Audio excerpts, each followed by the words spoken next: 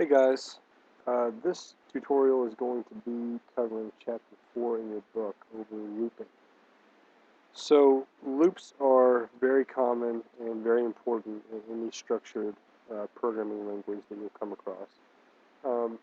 We are going to be talking about two different types of loops in particular. One is called a while loop and the other is called a for loop. Loops are very important and you'll see these used all the time. For example, so far in some of the other tutorials we've done, we've captured input from the user and then we've done something with it. So we've asked the user a question and they've entered in some information. What if we wanted to ask that question multiple times though? So for example, what if we wanted to ask the user to enter several numbers and then add all of those numbers together? So one way we could do that is just by simply going and doing multiple input statements. Enter number 1 and saving it in a value called number 1. Input, enter number 2. And then we could do total print. We could say total equals number 1 plus number 2, and then we could print the total, right? So let's run this really quickly.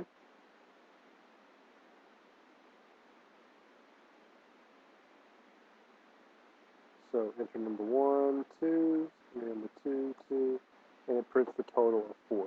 So we could do this with an infinite set of numbers, and we could keep on entering input statement after input statement. What a loop will allow us to do is just continue to ask the same question over and over and over again for how many ever times we want to ask it, or how many ever times the user wants to enter the number, and then it will total it all up and make this much more simple.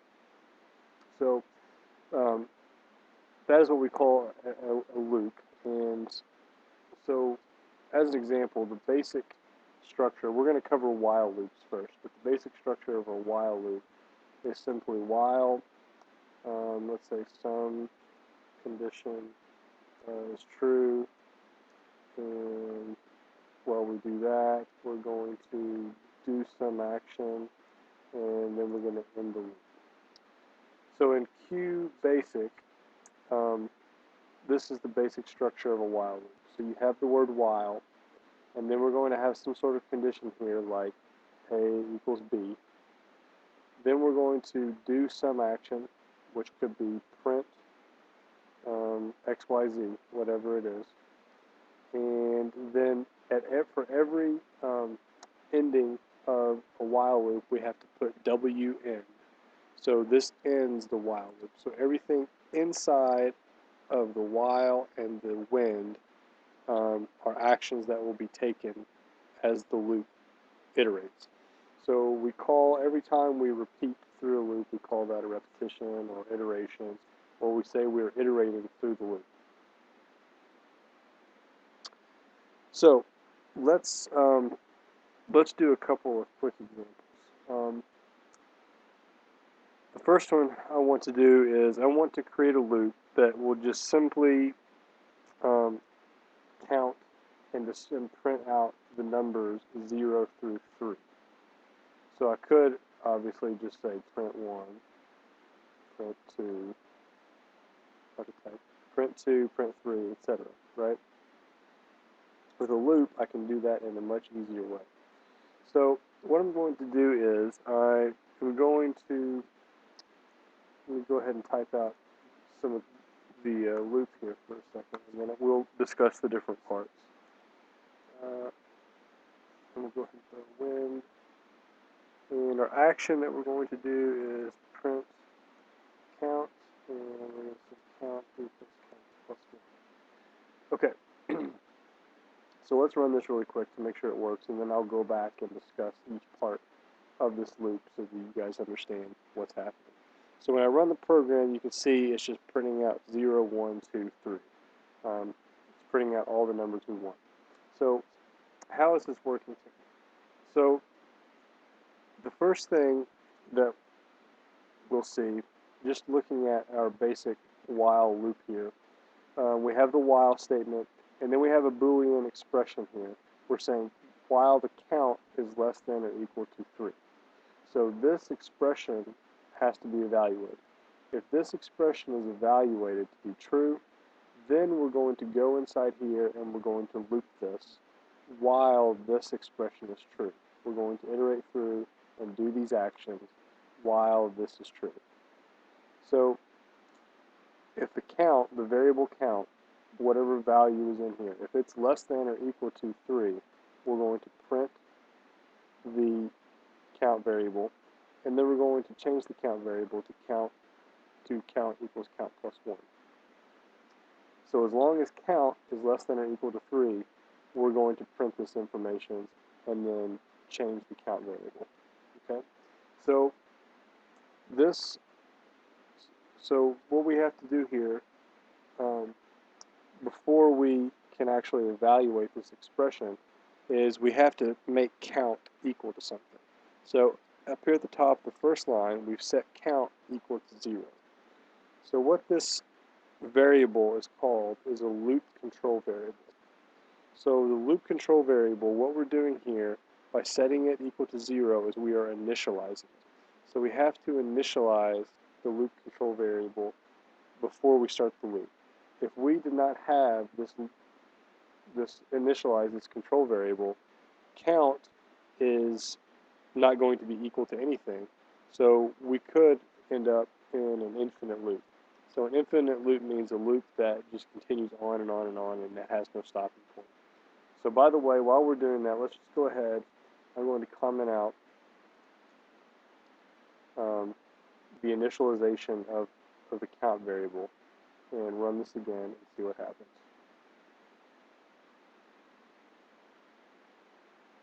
Okay, so this is okay. Let me see if well, I'll take that back. We'll do this. We'll do a different example, and I'll show you the infinite loop. So let's continue on here. So if count is 0, which is less than or equal to 3, then we're going to print count. So the first time we iterate through this loop, count is equal to 0. So this evaluates to be true. We're going to print count, which right now it's 0. Then we're going to set count equal to count plus 1. So this is 0 plus 1. So it's going to change count to be 1. We loop back through up to the top. Now count is equal to 1. 1 is still less than or equal to 3. So we print count, and then we print the value 1. Then we change this to count plus 1 again, so this changes to 2, and so on and so forth. So we keep looping through, printing count, and finally, when count is 3, and we do count plus 1, we get to 4. 4 is greater than 3, so this is no longer true, and we exit the loop. We end the loop. So once we have initialized this loop control variable, once we have tested it and tested this condition and figured out if it's true, the loop body, which is this section right here, we have to alter the loop control variable in some way.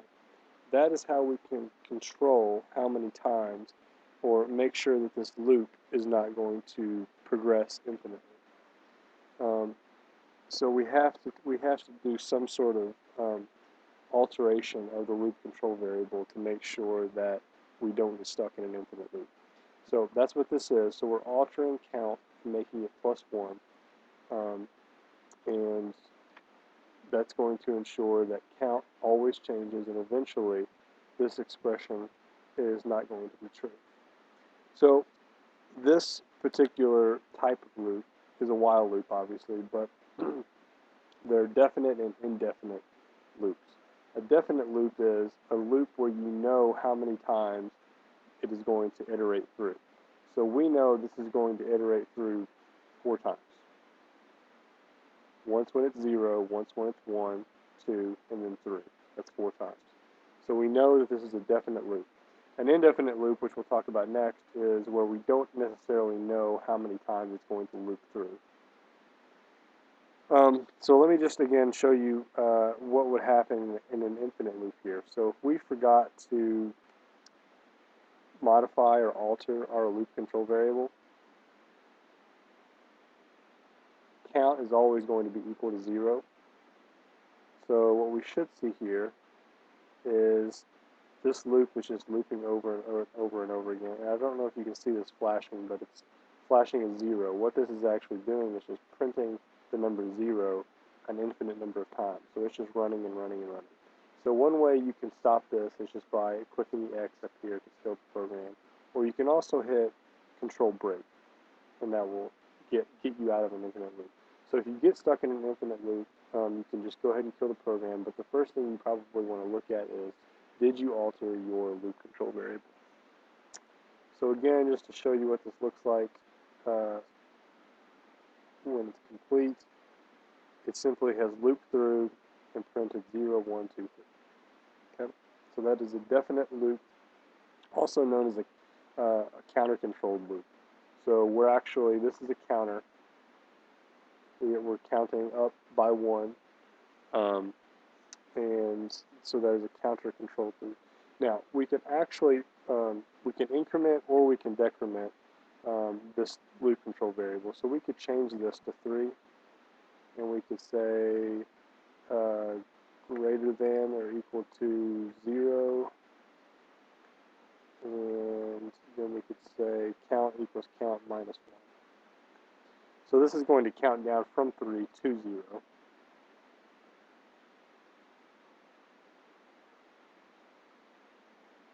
So there you see 3, 2, 1, 0.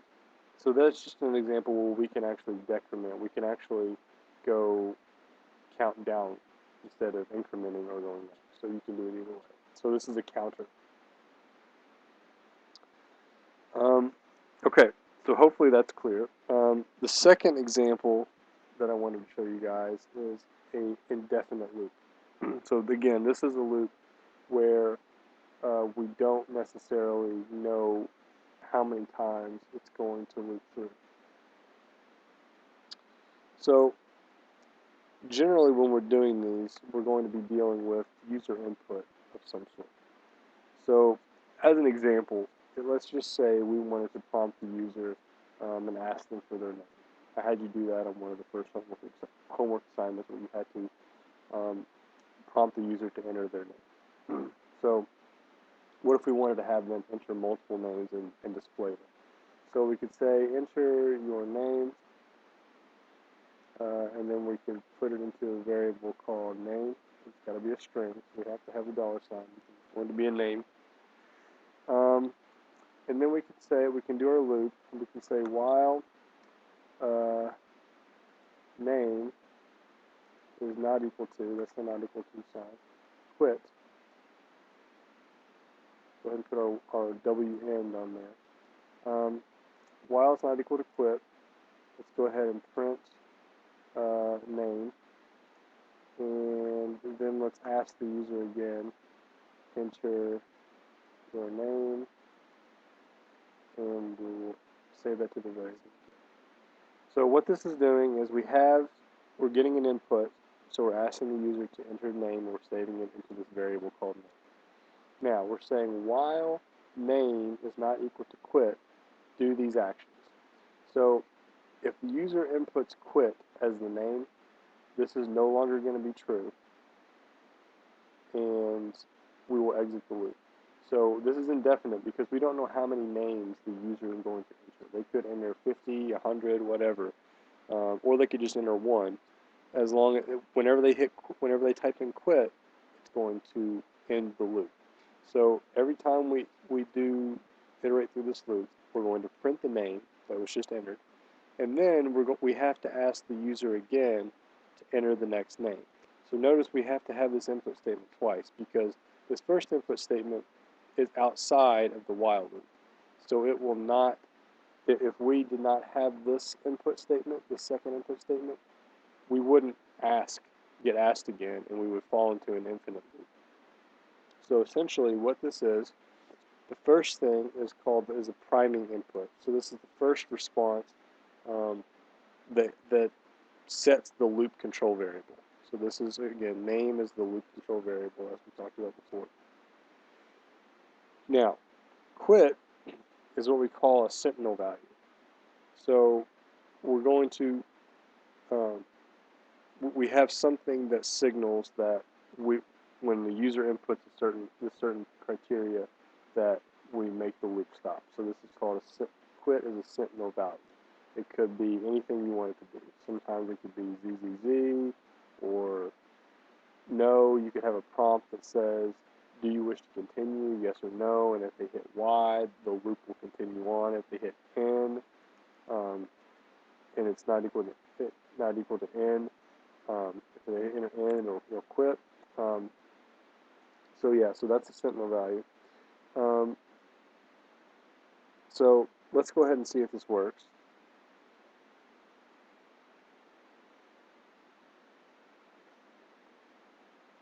Enter your name. So it prints my name, then enter your name again. And we can just keep on entering as many names as we want to. Now, if we type in the word quit, it should end the loop and end the program. So there we go, and we're done. So this is an example of an indefinite loop because we can loop as many times as we want to until the sentinel value is set to quit. Then we're going to exit the loop. Okay, so the last thing I wanted to show you really quickly is you can also do, inside the loop body, you can actually do arithmetic here.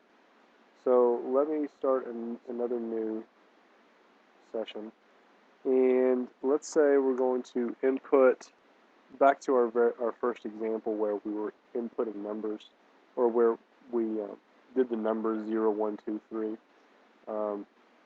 And I talked about how in a while loop you could have input enter number 1, enter number 2, enter number 3, and then total those numbers up. Let's look at that one more time, and let's actually do that with an input statement here. So we can say input enter a number, and we'll just call that number, the variable number. So we're going to input a number and store it into a value called number. Now we want to do our while loop. So we're going to use this as an indefinite loop, and we need to choose a sentinel value. So we need to choose a value that when the user enters that number, it quits the loop, it ends the loop. So I'm just going to say while number is not equal to 0. So if the user enters a 0, it kills the loop. Let's do our when, or WEnd. So while number is not equal to 0, so what are our steps? So we have our priming value here, or our loop control variable has been set or initialized. Okay, so we've initialized that we've entered our first number, so we're able to actually enter the loop. Now, we've evaluated number is not equal to 0. So we've initialized the control variable, we've evaluated or tested the control variable. And last thing we always need to do is alter the control variable in some way. So by doing that, we're going to do input, enter a number again. Oops. So we have to ask this again to make sure we alter the control variable. So make sure we get another number to put in, so that we can go back and evaluate that. Otherwise, it will always be whatever the initial number was we put in for the loop control variable. So then let's just do total equals